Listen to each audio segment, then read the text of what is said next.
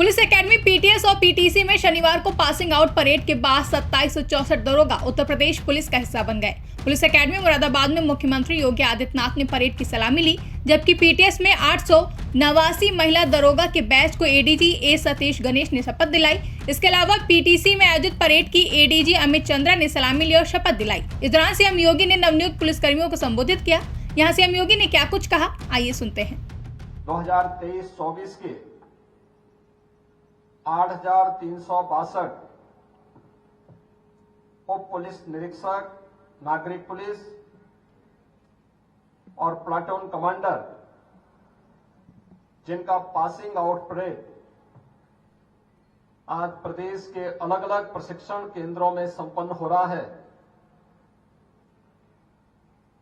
मुझे प्रदेश के उत्कृष्टतम अकादमी में इस दीक्षांत परेड में साक्षी बनने का अवसर प्राप्त हुआ है।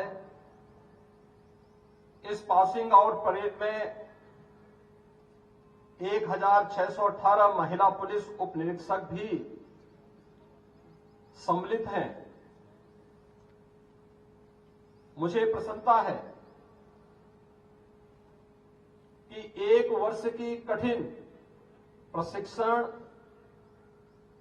और पुलिस के व्यावसायिक दक्षता में सफलतापूर्वक आगे बढ़ने वाले अब 8,000 से अधिक पुलिस उप निरीक्षक और platoon commander Uttar Pradesh police बल को प्राप्त होंगे, जो प्रदेश की कानून व्यवस्था और सुरक्षा की स्थिति को और बेहतर बनाने में महत्वपूर्ण भूमिका का निर्वहन करने वाले हैं। मैं इन सब के लिए, जिन्होंने सफलतापूर्वक अपना प्रशिक्षण प्राप्त किया है, उन सभी प्रशिक्षुओं, उनके अभिभावकों को हृदय से बधाई देता हूं।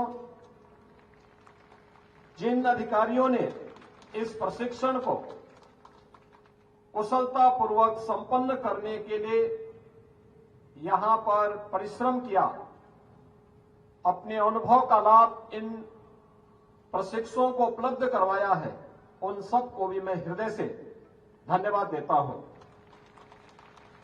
हम सब जानते हैं, प्रशिक्षण वह समय है जिसमें एक प्रशिक्षु सक्रिय सेवा के समस्त मानदंडों और व्यवहारिक जीवन के उच्च आदर्शों के साथ साथ सैद्धांतिक एवं व्यवहारिक ज्ञान प्राप्त करता है। यहीं से एक जिम्मेदार लोक सेवक के दायित्वों का भली भांति निर्वहन करने के लिए वह स्वयं को योग्य बनाता है। और वर्दीधारी फोर्स के बारे में कहा जाता है कि जितना प्रशिक्षण में वह पसीना बहाएगा, उतना चुनौती के समय खून बहाने की नौबत नहीं आएगी। यानी प्रशिक्षण के दौरान आपने जितनी मेहनत, परिश्रम और लगन के साथ अपने आप को साबित किया होगा, वह आगामी 30-35 वर्षों तक निरंतर आपको इस सेवा के लिए योग्यतम साबित करता रहेगा। मुझे बताते हुए प्रसन्नता है कि विगत 7 वर्ष के दौरान हमने प्रदेश में पुलिस प्रशिक्षण की क्षमता को लगभग 3 गुना किया है। मुझे जानकर के प्रसन्नता हुई कि प्रशिक्षण के दौरान यहां पर न केवल कानून व्यवस्था, विधि और मानवाधिकारों के बारे में, बल्कि police regulation, cyber crime, forensic science इत्यादि से जुड़े हुए महत्वपूर्ण मुद्दों पर भी इन नए प्रशिक्षुओं को अवगत कराया गया, ताकि पुलिस बल की कार्यप्रणाली और वर्तमान की चुनौतियों का सामना करने और उस समस्या का समाधान करने में पुलिस को योग्य उप निरीक्षक प्राप्त हो सके। 1 जुलाई 2024 से 3 नए कानून लागू होने हैं। हमने राज्य सरकार के स्तर पर भी इसकी कमेटी गठित की है, जो निरंतर उन कानूनों का अध्ययन करते हुए उन्हें चरणबद्ध तरीके से प्रदेश में लागू करने के लिए शासन और प्रशासन के स्तर पर क्या कुछ किया जाना है, इस पर कार्य कर रही है। और मेरे लिए प्रसन्नता का विषय है कि प्रशिक्षण के दौरान इन सभी प्रशिक्षुओं को इन नए कानून के बारे में भी यहां पर प्रशिक्षण दिया गया। ये नए कानून उन भावनाओं से जो दंड आधारित न होकर के न्याय प्रधान है, इन बातों को ध्यान में रख करके बनाए गए हैं। और ऐसे में जब हम बात करते हैं तो स्वाभाविक रूप से फॉरेंसिक साइंस और साइबर क्राइम का महत्व और भी बढ़ जाता है। हम सब जानते हैं, प्रधानमंत्री मोदी जी ने स्मार्ट पुलिसिंग के जो सूत्र बताए हैं, उसमें उन्होंने strict and sensitive, modern and mobile, alert and accountable, reliable and responsive, techno savvy एवं ट्रेंड, यह सूत्र हमें कानून परिवर्तन के भविष्य के लिए निरंतर और स्पष्ट मार्गदर्शन प्रदान करते हैं।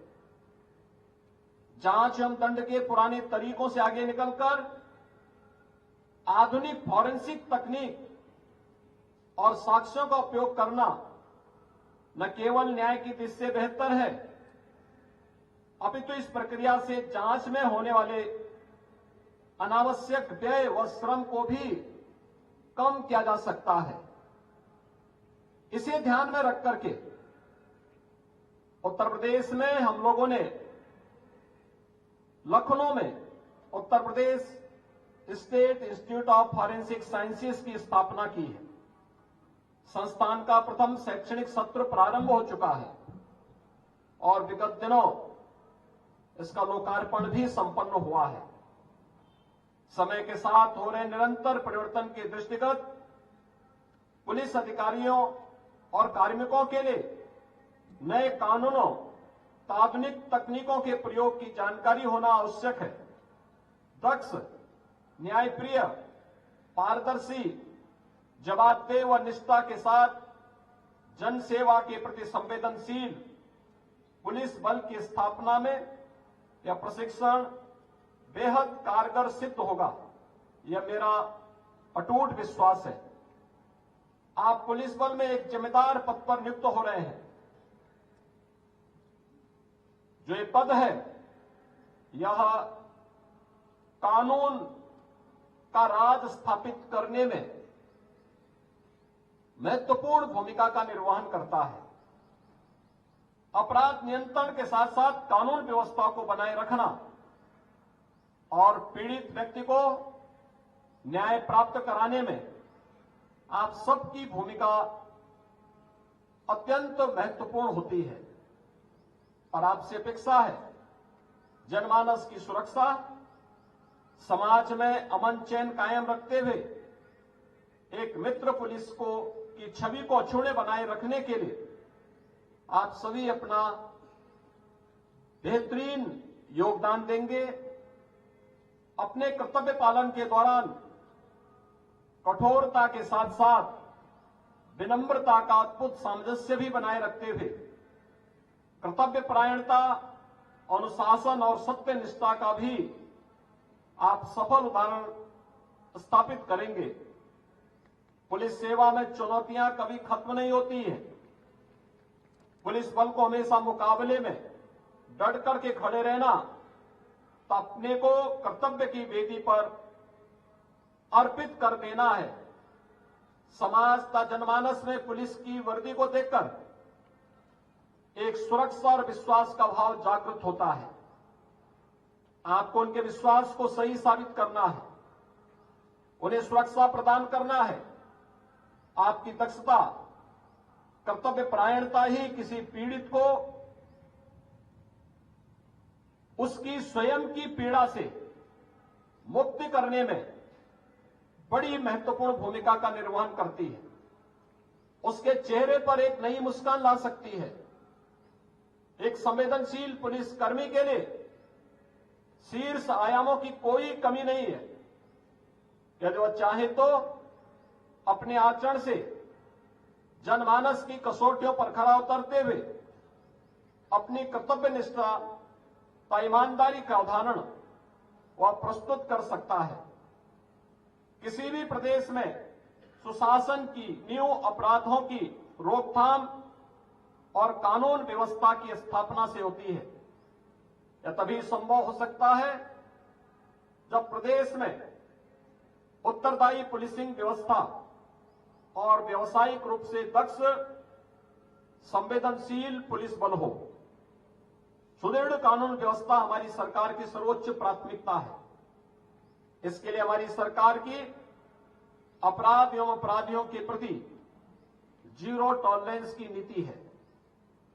पुलिस व्यवस्था को सुदृढ़ करने के लिए वर्तमान में राज्य सरकार ने पुलिस रिफॉर्म और पुलिस मॉडर्नाइजेशन के लिए अनेक कार्यक्रम प्रारंभ किए हैं। मुझे बताते हुए प्रसन्नता है कि पिछले 7 वर्ष में दुनिया के सबसे बड़े पुलिस बल में हमने 1,60,000 से अधिक पुलिस कार्मिकों की भर्ती सफलतापूर्वक संपन्न किया है। तो साथ ही 1,56,000 से अधिक पुलिस कार्मिकों को प्रोन्नति भी प्रदान की है। ब्यूरो रिपोर्ट, इंडिया पब्लिक खबर। फिलहाल के लिए इस खबरों में बस इतना ही। देश और दुनिया की ऐसी ही तमाम बड़ी खबरों के लिए हमारे YouTube चैनल को सब्सक्राइब करें और बने रहें इंडिया पब्लिक खबर के साथ।